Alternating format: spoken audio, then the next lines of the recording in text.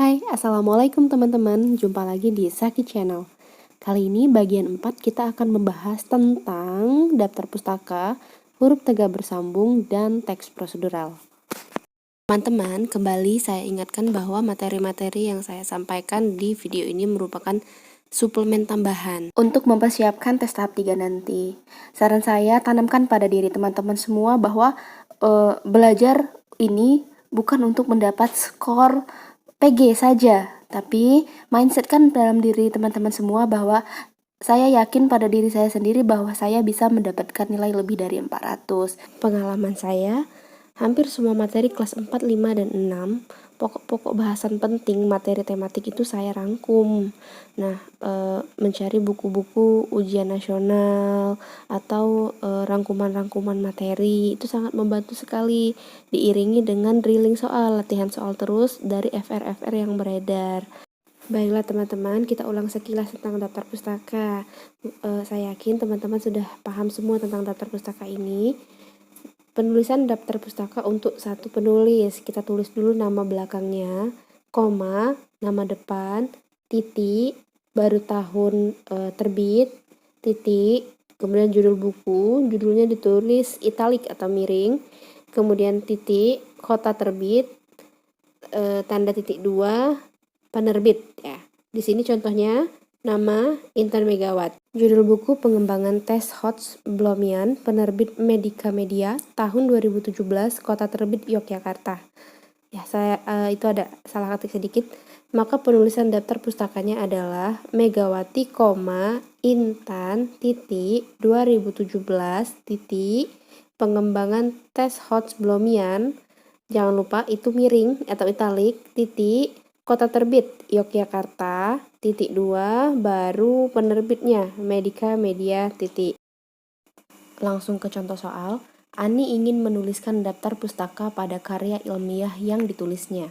Buku yang digunakannya sebagai referensi adalah buku karya Momon Sulaiman yang berjudul Tokoh dan Penemuan. Buku ini ditulis tahun 2020 di Bandung dan diterbitkan oleh Grafindo. Penulisan daftar pustaka yang seharusnya dituliskan Ani adalah namanya Momon Sulaiman, artinya dibalik ya, Sulaiman Momon. Kita perhatikan, AB sudah pasti salah, tersisa C, D, dan E. C salah. Kenapa? Karena judulnya tidak dimiringkan atau tidak italik. Yang D juga salah. Kenapa? Karena penerbit dulu baru kota terbit, maka yang benar adalah E. Sulaiman, Momon, titik, 2020, titik, tokoh dan penemuan, judulnya ditulis miring, titik, kota terbit Bandung, titik 2, penerbit Grafindo. Yang benar yang E ya teman-teman. Teman-teman, pokok bahasan kita yang kedua adalah huruf tegak bersambung. Mengidentifikasi huruf tegak bersambung yang sepadan atau memiliki tipe yang sama. Nah, kata kuncinya, teman-teman cukup ingat huruf-huruf ini saja ya. Yang pertama, huruf dengan jambul penuh itu BHKL ya, ingat kan? Kemudian yang kedua, huruf dengan jambul setengah itu DT, huruf dengan jambul dan ekor F, hanya satu F ya. Yang keempat, huruf yang berekor penuh, G, Y, Z. Yang kelima, huruf yang berekor setengah, itu P dan Q. Sisanya adalah huruf yang tidak memiliki jambul dan ekor. Jadi kata kuncinya pada huruf tegak bersambung cukup teman-teman hafalkan 5 poin itu saja. Yang keenam ya kecuali dari itu. Nanti ketika muncul manakah kalimat yang huruf tegak bersambungnya sepadan atau memiliki tipe yang sama. Nah, teman-teman tinggal kalau lupa atau hafalannya lupa, tinggal ditulis di kertas orek-oreknya, kan ada kertas ya saat ujian itu, ditulis kembali coba huruf dengan jambul penuh apa BHKL, kemudian jambul setengah DT, dan nanti di situ teman-teman bisa mudah mengidentifikasi opsi yang benar ya. Kita langsung ke contoh soal ya teman-teman. Contoh soal ini saya buat sangat mirip dengan yang muncul ketika saya ujian kemarin. Jadi perhatikan kalimat berikut. Ibu pergi berbelanja ke supermarket tadi pagi. Ibu membeli sayur, buah, minyak, dan bumbu dapur lainnya. Nah, di situ dihadirkan sebuah kalimat. Berdasarkan kalimat di atas, maka huruf yang sepadan dan memiliki tipe huruf yang sama adalah. Kalau sudah soalnya seperti ini artinya diminta mengidentifikasi huruf tegak bersambung yang memiliki tipe yang sama atau sepadan. Oke, kita langsung ke opsi teman-teman. Lihat yang A itu BHT. B dan H dia tipe ya, karena merupakan huruf tegak bersambung yang memiliki jambul penuh. Sedangkan yang T bukan. Yang T tidak termasuk ke dalam huruf tegak bersambung yang memiliki jambul penuh, tetapi T merupakan huruf tegak bersambung yang memiliki jambul setengah. Maka yang A salah.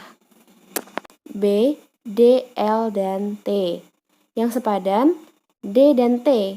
Nah, di situ L tidak sepadan dengan D dan T, maka yang B juga salah ya. Kemudian yang C A, I, dan S. A, I, dan S itu kecuali dari 5 poin yang saya minta teman-teman menghafalkan. A, I, dan S masuk ke dalam huruf yang tidak memiliki jambul dan ekor. Ketiganya itu sepadan atau memiliki tipe yang sama. Maka jawabannya yang benar adalah yang C ya. Di sini kenapa yang D salah? Karena pada opsi D ada L. L merupakan huruf tegak bersambung yang memiliki jambul penuh. Sedangkan G dan Y adalah huruf tegak bersambung yang memiliki ekor penuh, sehingga mereka tidak sepadan. Yang E, P, Q, J. Ya. Salahnya di mana? Salahnya di situ ada J. Yang setara atau sepadan hanya P dan Q yang merupakan huruf tegak bersambung dengan ekor setengah. Sedangkan J adalah huruf tegak bersambung dengan ekor penuh, sehingga mereka tidak setara atau tidak memiliki tipe yang sama. Materi kita yang terakhir tentang teks prosedural. Jadi materi tentang teks prosedural ini yang paling banyak muncul di tes P3K. Teks prosedural adalah teks yang berisi cara, langkah, atau tahap yang harus ditempuh untuk mencapai tujuan. Cara menyusun petunjuk yang disajikan secara acak. Yang pertama, perhatikan kalimat yang merupakan langkah mengerjakan sesuatu secara seksama. Kedua, pilihlah langkah paling dasar sebagai langkah pertama mengerjakan sesuatu pekerjaan. Yang ketiga, pilihlah langkah selanjutnya dengan memperhatikan apakah sesuai dengan urutan langkah sebelumnya. Yang keempat, bacalah kembali dengan teliti petunjuk yang disusun, jangan sampai ada petunjuk yang terlewatkan. Kemudian yang terakhir, sambil membaca petunjuk yang kamu susun, bayangkan urutan petunjuk tersebut apabila kamu laksanakan sesungguhnya. Nah, petunjuk inilah yang akan membantu teman-teman untuk dapat menyusun teks prosedur yang disajikan secara acak. Kita perhatikan langsung ke contoh soal ya teman-teman. Di soal saya kemarin ada 2 soal tentang berita hoax. Yang pertama, nah di sini saya tampilkan soalnya. Pemerintah gencar memberikan informasi agar kita tidak termakan hoax. Hoax dapat dihindari dengan 1. Perhatikan judul berita dengan jelas. 2. Telusuri sumber berita. 3. Cermati isi berita dan jangan menyebarkan berita jika terindikasi berita tersebut hoax. Langkah-langkah yang dapat dilakukan agar terhindar dari berita hoax adalah, di sini kita diminta mengurutkan ya langkah-langkah yang tepat atau yang benar agar terhindar dari berita hoax. Langkah yang benar adalah, pertama, kita harus perhatikan dulu judul berita yang dengan jelas. Ketika kita membaca sebuah berita, kita harus perhatikan dulu judulnya. Yang kedua, baru kita cermati dulu isi beritanya, kita baca dari awal sampai akhir, apa isi dari berita tersebut. Langkah yang ketiga, baru kita telusuri sumber beritanya. Apakah sumber berita itu valid, dapat kita percaya dan benar. Baru langkah berikutnya adalah kita tidak menyebarkan berita tersebut jika terindikasi sumbernya tidak jelas, isi beritanya juga tidak jelas, dan dapat menjadi berita hoax. Ya. Sehingga opsi yang tepat adalah yang D ya, 1, 3, 2, dan 4. Soal yang kedua, selama masa pandemi COVID-19 kita diharuskan memakai masker. Perhatikan langkah-langkah berikut. Nah, yang diminta adalah urutan memakai masker yang tepat. Coba kita lihat teman-teman. Yang pertama, cuci tangan terlebih dahulu ya. Ingat tadi cara menentukan tahap atau langkah teks prosedural adalah kita tentukan dasarnya dulu. atau kalimat pertama yang menjadi dasar dari langkah-langkah tersebut. Nah, di sini kita sudah menemukan dasarnya. Dasarnya adalah cuci tangan terlebih dahulu. Maka dimulai dengan langkah yang pertama ya, cuci tangan terlebih dahulu. Kemudian setelah cuci tangan apa? Kita lihat. Setelah cuci tangan adalah kita ambil masker dan perhatikan dengan benar kedua sisi masker. Itu yang nomor 4 ya. 1, 4, kemudian setelah 4, arahkan bagian masker yang memiliki kawat ke bagian atas hidung ya.